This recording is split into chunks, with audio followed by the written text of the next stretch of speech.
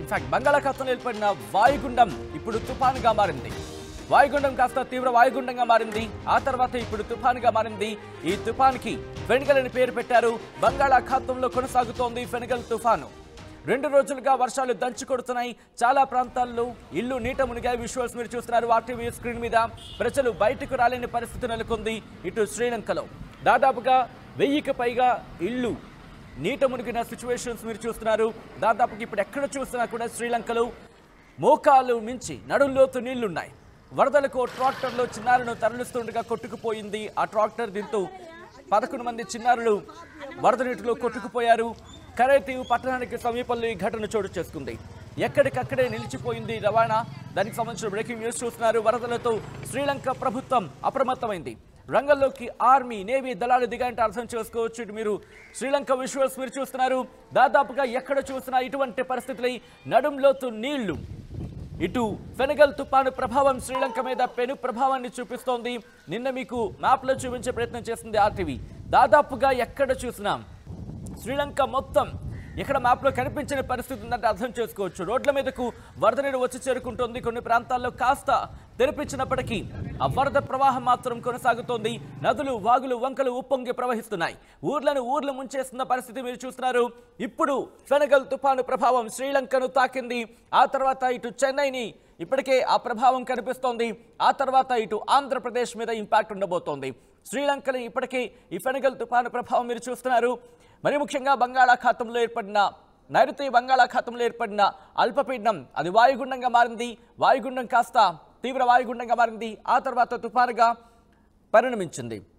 నిన్న తీవ్ర వాయుగుండంగా మారింది. ఈరోజు రాత్రి ఉదయం ఈ ప్రాంతంలో మరి ముఖ్యంగా కొన్ని ప్రాంతాలకు సంబంధించి ఇంపాక్ట్ అయితే మాత్రం కనిపిస్తోంది. ఎందుకంటే తుఫానుగా మారిన తర్వాత శ్రీలంక మీద దీని ప్రభావం కనిపిస్తోంది. ఇంకా శ్రీలంక కాస్త సేఫ్ అనే చెప్పుకోవాలి ఇప్పుడు పోల్చుకుంటే కనుక. ఎందుకంటే పూర్తిగా పశ్చిమ వైపు వెళ్లకుండా ఇటు ఉత్తర వాయువ్య దిశగా కదులుతూ ముందుకొచ్చింది. ఈ నేపథ్యంలోనే ఆ ప్రభావం కాస్త శ్రీలంక మీద తగ్గిందని చెప్పుకోవాలి. లేకపోతే ఈ ప్రభావం మరింత తీవ్రంగా ఉండుండేది. విజువల్స్ మీరు చూస్తున్నారు. శ్రీలంక మీద పెను ప్రభావాన్ని చూపిస్తోంది ఫెనిగల్ తుఫాను. ఆ విజువల్స్ మీరు చూస్తున్నారు. నగరవాసులు కావచ్చు, శ్రీలంక వాసులు తీవ్ర ఇబ్బందులు పడుతున్నారు. ఒక్కసారి ఆ విజువల్స్ ని చూసే ప్రయత్నం చేద్దాం.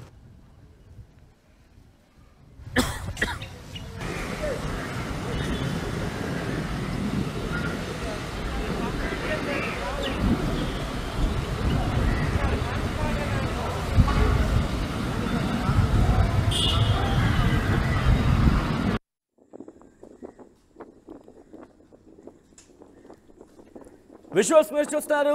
రోడ్ల మీదకి వరద నీరు ఏ స్థాయిలో వచ్చి చేరిందో మీరు చూడొచ్చు. అక్కడ ఆ ప్రాంతం నుంచి వెళ్లేందుకు ప్రజలు నానా ఇబ్బందులు పడుతున్నారు. ఇళ్లలో ఉండలేక కొన్ని సందర్భాల్లో అయితే పాములు, ఇలా జర్రులు, ఇలా విష సర్పాలు ఇవన్నీ రోడ్ల మీద కనిపిస్తున్నట్టు కూడా మీరు చూస్తే ఈ వ్యక్తి అక్కడ సెల్ఫీ వీడియో తీసి పెట్టాడు. దాదాపుగా నెలలోతు వరకు కూడా వరద ప్రవాహం ఉంది. నదులు కట్టలు తెంచుకొని ప్రవహిస్తున్నాయి. విజువల్స్ మీరు చూస్తున్నారు. ఊర్లలోకి వరద నీరు వచ్చి చేరుతూ ఉండడంతో ప్రజలు నానా ఇబ్బందులు పడుతున్నారు.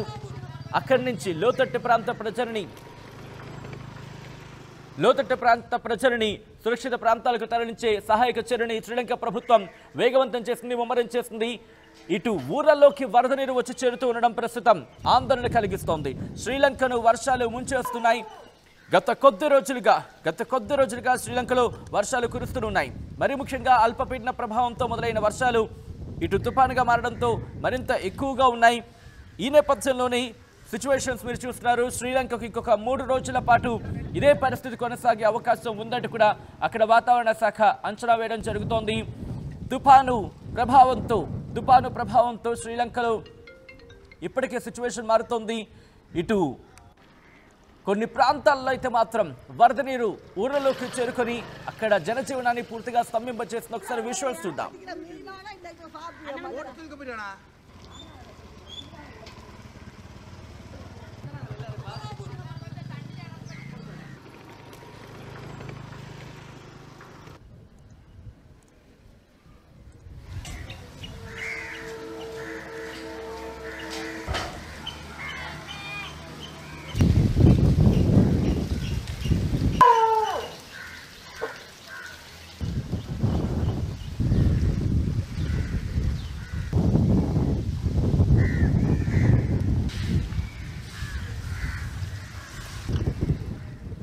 విజువల్స్ మీరు చూస్తున్నారు. ఇటు లోతట్టు ప్రాంత ప్రజలని సురక్షిత ప్రాంతాలకు తరలిస్తున్నారు. వరదల్లో నీట మునిగిన ప్రజలని ఇటు బోట్లలో పడవల్లో సురక్షిత ప్రాంతాలకి తరలిస్తున్నారు. విజువల్స్ మీరు చూస్తున్నారు. ఒక్కసారిగా అక్కడ జనజీవనాన్ని అస్తవ్యస్తం చేసింది, స్తంభింపచేసింది. ఎందుకంటే మీరు విజువల్స్ చూస్తే కనుక వాళ్ళు సాధారణంగా ఇళ్లలో తమ పని తాము చేసుకుంటూ ఉండగా ఒక్కసారిగా వరద ముంచెత్తింది. దీంతో ఆర్మీ కావచ్చు, నేవీ కావచ్చు, దాంతోపాటు రెస్క్యూ ఆపరేషన్కి సంబంధించి ఆ బృందం రంగంలోకి దిగింది. వారిని పడవల్లో సురక్షిత ప్రాంతాలకు తరలిస్తోంది. మరి ముఖ్యంగా పునరావాస కేంద్రాలకు తరలిస్తున్న విజువల్స్ని మీరు చూస్తున్నారు. ఇప్పటికే రెడ్ అలర్ట్ జారీ చేసింది శ్రీలంక వాతావరణ శాఖ. ఇక్కడ బట్టికోలాకు 170 కిలోమీటర్ల దూరంలో ఉంది. అలాగే ట్రిమ్కోమలేకి 240 కిలోమీటర్ల దూరంలో ఉంది. ఈ నేపథ్యంలోనే 11 గంటల ప్రాంతంలో శ్రీలంకకు చాలా దగ్గరగా వచ్చేసింది తుఫాను. ఈ ప్రభావంతోనే సిచ్యువేషన్ మారుతోంది. ఇక్కడ శ్రీలంకలో తుఫాను ప్రభావం మరింత ఎక్కువగా ఉండే అవకాశం ఉందంటూ కూడా అక్కడ వాతావరణ శాఖ అంచనా వేయడం జరుగుతోంది. ఈ నేపథ్యంలోనే భారీ వర్షాలు, ఉరుములు మెరుపులతో కూడిన వర్షాలు, ఈదురుగాలులతో వర్షాలు కురుస్తాయంటూ కూడా అక్కడ వాతావరణ శాఖ అంచనా వేయడం జరుగుతోంది. నార్తర్న్ అలాగే north central, eastern, Uva, north western, central ప్రొవిన్సెస్కి సంబంధించి ఈ ప్రభావం ఎక్కువగా ఉందంటూ కూడా శ్రీలంక వాతావరణ శాఖ చెప్పడం జరుగుతోంది. గంటకు 60 నుంచి 70 కిలోమీటర్ల వేగంతో ఈదురుగాలులతో వర్షాలు కురుస్తున్నాయి. అక్కడ సముద్రం అల్లకల్లోలంగా ఉంది. విజువల్స్ మీరు చూస్తున్నారు. ఇటు నదులు కావచ్చు, వాగులు కావచ్చు, వంకలు కావచ్చు, కాలువలు కావచ్చు, తమ పరిధిని దాటి ప్రవహిస్తున్నాయి. కట్టలు దాటి ప్రవహిస్తున్నాయి. దీంతో అక్కడ బ్రిడ్జ్లకి సంబంధించి కూడా కొన్ని డ్యామేజ్ అవుతున్న సిచ్యువేషన్ ఉంది. ఇక్కడ ఒకటే చెబుతోంది శ్రీలంక ప్రభుత్వం, ప్రజలు అప్రమత్తంగా ఉండాల్సిన అవసరం కనిపిస్తోంది. మరి ముఖ్యంగా వరద ప్రభావిత ప్రాంతాలు, లోతట్టు ప్రాంత ప్రజలు సురక్షిత ప్రాంతాలకి తరలి వెళ్లాలంటే కూడా వాళ్ళకి డైరెక్షన్స్ ఇవ్వడం జరుగుతోంది. గంటకు 60 నుంచి 70 కిలోమీటర్ల వేగంతో గాలులు వీచే అవకాశం ఉంది. ఇదొక 2-3 రోజుల పాటు ఇటువంటి సినారియో కొనసాగే అవకాశం ఉందంటూ కూడా అక్కడ వాతావరణ శాఖ అంచనా వేసి ప్రజలను అప్రమత్తం చేయడం జరుగుతోంది. విజువల్స్లో మీరు చూస్తున్నారు.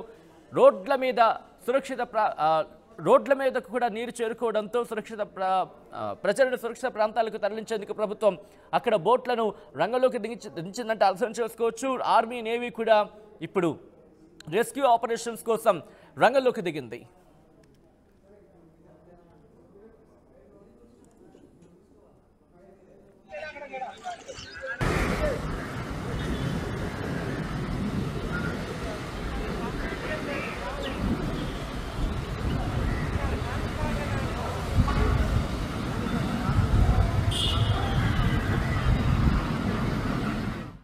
ఆర్టీవీ యాప్ వార్తల్ని క్షణాల్లో చదివే అవకాశం ఉంటుంది. ఒక న్యూస్ పేపర్, ఒక టెలివిజన్ ఛానల్ మీ చేతుల్లో ఎప్పుడూ ఉంటాయి.